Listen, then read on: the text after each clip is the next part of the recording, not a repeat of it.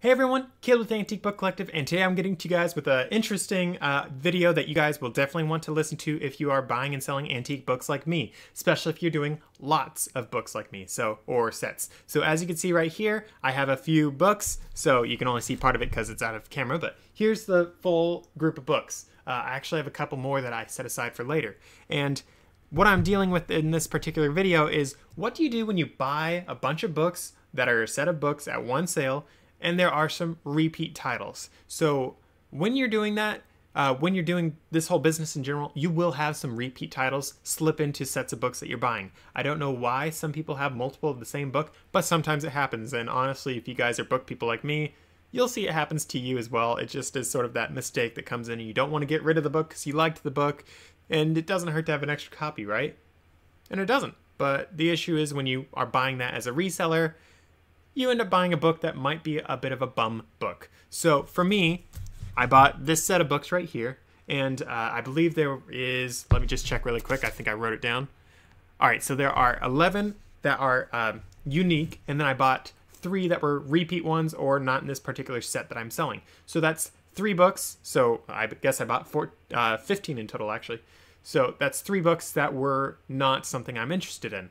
And those books that I wasn't interested in, I am not going to be selling in this set, and that's something I recommend for you guys to do. Do not sell repeat books in a set of books, and if you do, for some reason, if you decide to do that, be sure to warn the buyers and be like, hey, I have 3 editions of volume 3, so if you buy this set, you'll get 3 of the same book. That's just a heads up. And a buyer might not be interested in that. They might be like, well, why am I going to pay money for that? So you might want to, and I personally recommend, and this is something I personally do, take those repeat books out and sell them separately, or something else that I'm doing. So I also have a dead pile or a death pile. That's something that eBayers call it, I guess.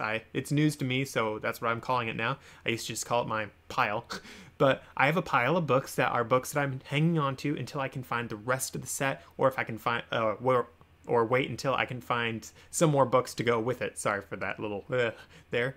But that's something that you guys might want to do. You can either list them separately, or you can hang on to them for later. And if you're planning on doing this business for an extended period of time, I can almost guarantee that you will find more books for different sets. There are so many times that I buy a bunch of books, and I'm like, oh, I need this one last book, and you can either buy it on eBay separately, or you can just hang on to it for a while. So for me, I have some of those Time Life Western books. They're really cool, like padded leather ones, really cool books. And I actually have 2 stacks of them just over there in front of me. And I have a list of the books I still need for that set. And I have been able to, as I've just been going along with this business, I've been able to add some new ones to this particular set. And if you guys are buying and selling larger sets like these Time Life ones, which have like 30 some editions, probably more, I don't actually know the number off the top of my head. But if you're buying those, I can almost guarantee you will have some missing copies. So something you guys definitely want to do is just Google how many editions in this particular set of books. For me, I did that with the Time Life ones. I pulled up the Wikipedia page, and it had the full list, and then it also had the master index. I have never actually found the master index for this particular set of books, like, ever before. All I've seen is people mentioning it on eBay, and believe it or not, I actually found the master index of this particular set of books at eBay, sorry, not at eBay, at Goodwill Outlet. So I was actually stoked about that. So I actually have it right over there, and it's this like flimsy little paper, looks like just a file, and it's like, what in the world? How is this the master index? How does this go with this amazing, beautiful set? But evidently that's it. So I'm like, well, I'm happy. So that's something that you guys definitely want to keep in mind, is you can have your death pile, or just your set aside pile, whatever you want to call it, and have it so you can add books to this pile until you can put out a specific set or a lot of books, whatever you want to do for these particular books. But for me, I was able to get this full set of 11 books. Let me set that one down. So 11 books that are all going to be in one lot of books. I am going to be selling this lot for 150 bucks, and that is actually priced to sell. That's actually lower than what most people charge, and that's what you should do when you're doing a set most of the time, not all the time. So most of the time, it can help sell your books faster if you are doing less. So these books, a lot of them sell for about $20 a piece. Not all of them, but a lot of them do. So with these 11 books at $20 a piece, let's just pull out the calculator. Oh, sorry for the noise there. So $20 times 11, that's $220. I could be charging that much for that. Or I could even be charging more, because sometimes sets of books do have a greater value than the books on their own. And the reason for that would be because people, when they are buying these books, they are thinking when they see it's not a complete set, they're thinking, oh man, now I have to go and I have to track down the other books in this set. So there is a value to it sometimes, not all the time. I find that when the book series or set or whatever it is really old, it does have a lot better premium to have the full set. And something else, really cool tip right now, I don't have a book with that on me right now, but sometimes books, like on the inside front cover or a couple pages in, it'll say like, this is book number 15 of a printing of 1500 or something like that.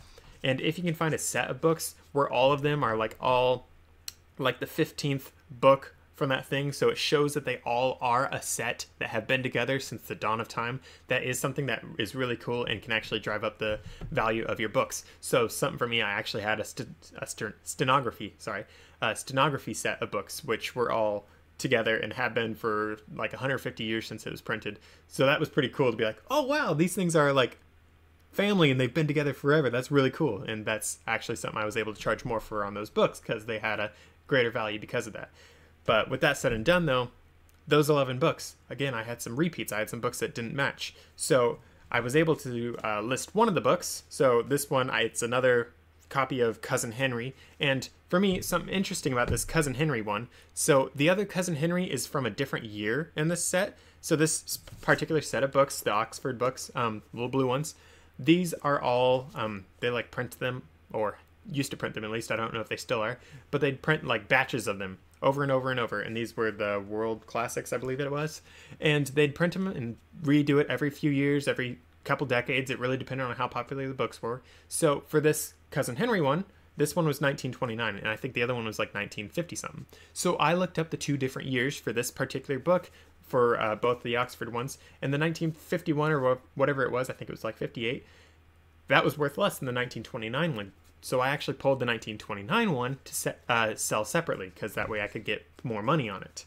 And the other one is, it's not a bad book, there's nothing wrong with the book, it just doesn't have the same value for me reselling. So that's something that you guys might want to do. You might want to find out if a certain book is worth more if you have a copy. See which one of those two is worth more, or which one's in better condition. Like, I wouldn't recommend putting like a crummy book in with a beautiful set if you're able to sell the pretty one out of that set for more. Like, I would recommend making sure all the books are at least similar condition, but that is something you guys might want to play around with. And with all that being said though, the other two books that I got in this particular set, I am going to be able to sell them on their own for like $11. And as I've mentioned in my other videos, $11 is not worth it. Honestly, the $20 for the book is not really worth it, but it was worth it enough that I was like, well, I'll list it just because I got it in my lap. I have pictures of it, whoop-de-doo.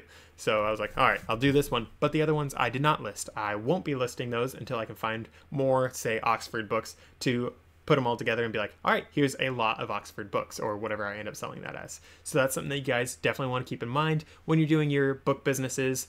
I would say any business in general, if you can find a set, it's worth more, or at least definitely is worth bundling together, because people do like buying sets or lots of things of similar things, because if you have similar things, that just appeals to people. So if at all possible, make your lots, make your sets, and you can make some really good money. So with all that said and done, guys, I'd love to have you guys subscribe, and I will see you guys in the next video.